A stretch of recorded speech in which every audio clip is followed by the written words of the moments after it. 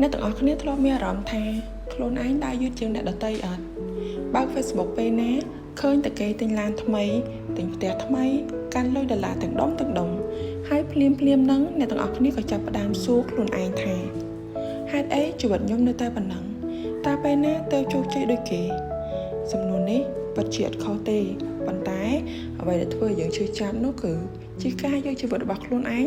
ទៅប្រៀបធៀបជាមួយនឹងជីវិតរបស់អ្នកដទៃមានមនុស្សម្នាក់ធ្លាប់និយាយថាកុំវាស់តម្លៃជីវិតរបស់អ្នកដោយប្រើបន្ទាល់របស់អ្នកដទៃមនុស្សម្នាក់កើតមកជាមួយនឹងពេលវេលាឱកាសនិងបរិបទខុសៗគ្នាអ្នកខ្លះជោគជ័យនៅអាយុ20ឆ្នាំអ្នកខ្លះទើបតែជោគជ័យនៅអាយុ40ឆ្នាំអ្នកខ្លះទៀតក៏បរាជ័យរាប់សិបដងរួចមកហើយទម្រាំពួកគាត់នឹងទទួលបានជោគជ័យនៅពេលហ្នឹងដូច្នេះបើថ្ងៃនេះអ្នកទាំងអស់គ្នាមិនទាន់ដល់គោលដៅរបស់ខ្លួនឯងទេ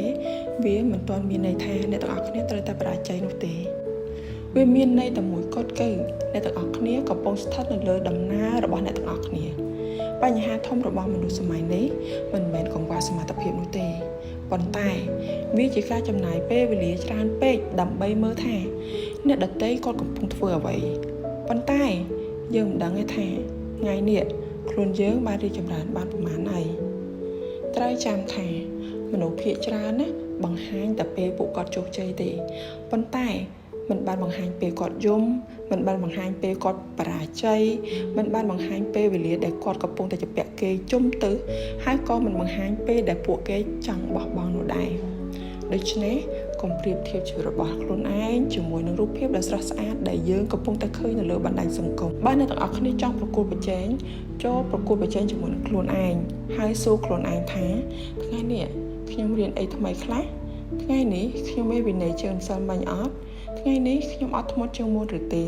ហើយថ្ងៃនេះខ្ញុំខិតចិត្តក្តីសុបិនរបស់ខ្លួនឯងខ្លះហើយឬនៅបើអ្នកទាំងអស់គ្នាឆ្លើយថា yes នោះអ្នកទាំងអស់គ្នាកំពុងតែឈ្នះ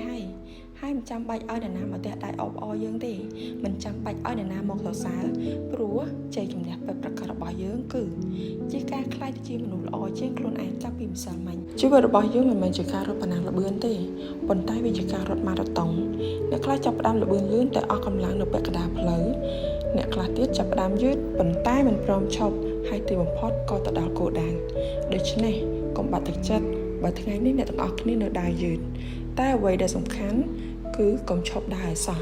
មួយជំហានក្នុងមួយថ្ងៃក៏ប្រសើរជាងឈរនៅកន្លែងដដែលដែលគ្មានចលនាដែរខ្ញុំចង់ឲ្យអ្នកទាំងអស់គ្នាចាំឃ្លានេះមួយទុកអ្នកទាំងអស់គ្នាមិនចាំបាច់ល្អជាងអ្នកណាទេអ្នកទាំងអស់គ្នាគ្រាន់តែល្អជាងខ្លួនឯងកាលពីម្សិលមិញគឺគ្រប់គ្រាន់ហើយបន្តរៀនបន្តខិតខំបន្តមានវិន័យនិងបន្តជឿជាក់លើខ្លួនឯង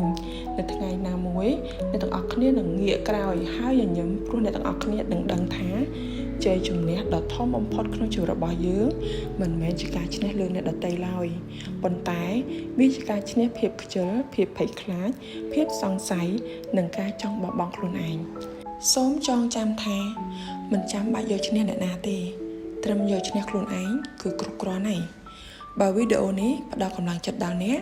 សូមចែករំលែកវាទៅកាន់មនុស្សម្នាក់ដែលប្រហែលជាកំពុងត្រូវការពារទាំងអស់នេះនៅថ្ងៃនេះ Positive Voice ផ្លាស់ប្ដូរគំនិតផ្លាស់ប្ដូរជីវិត